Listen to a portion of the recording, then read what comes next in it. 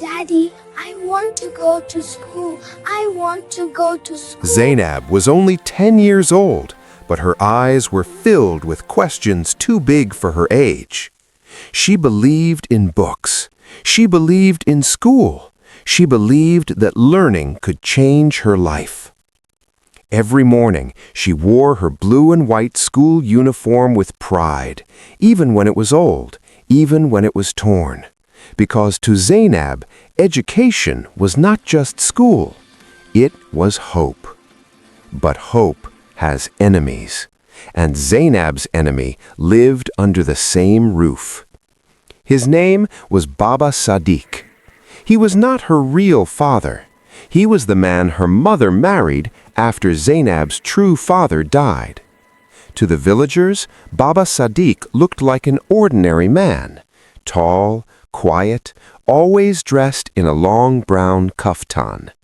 But inside his heart lived something cold.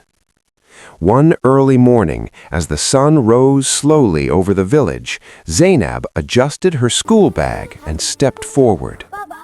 "Baba," she said softly, "I'll be late today. We have exams." Baba Sadiq did not look at her. He sat on a wooden stool, sharpening his cutlass. Scrape, scrape, scrape. "No school," he said. Zainab froze. "But Baba, I want to be a teacher one day." That was when he looked at her. His eyes were shiny, too shiny. "Girls don't need education," he said. "Books make girls disobedient." Her mother stood nearby, silent. Fear had taken her voice long ago. That same evening, Baba Sadiq gathered Zainab's notebooks and burned them. As the fire ate the pages, the chalk drawings twisted like screaming faces. Zainab cried quietly, and the village listened.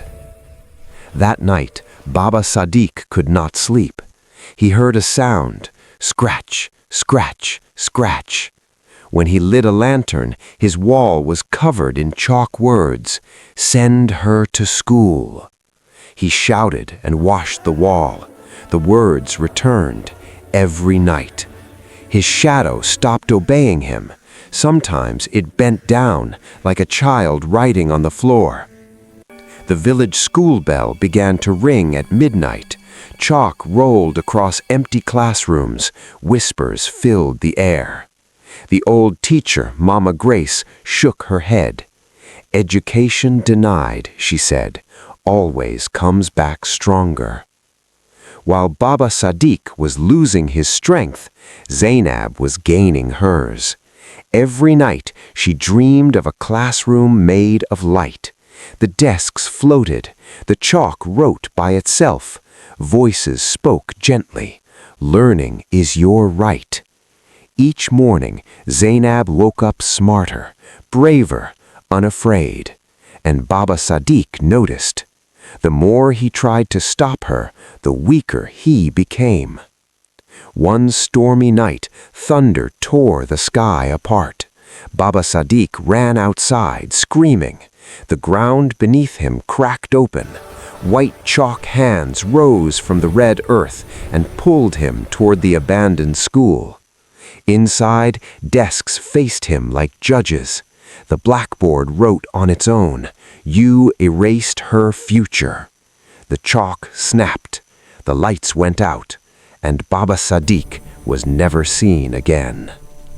The next morning, the village awoke to silence. Only one thing remained inside the old school: Baba Sadiq's folded kaftan, resting neatly on a desk.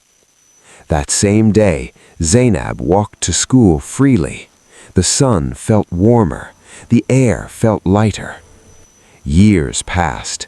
Zainab became a teacher, then a principal, and on her classroom blackboard she wrote, "When you deny a child education, you create a curse.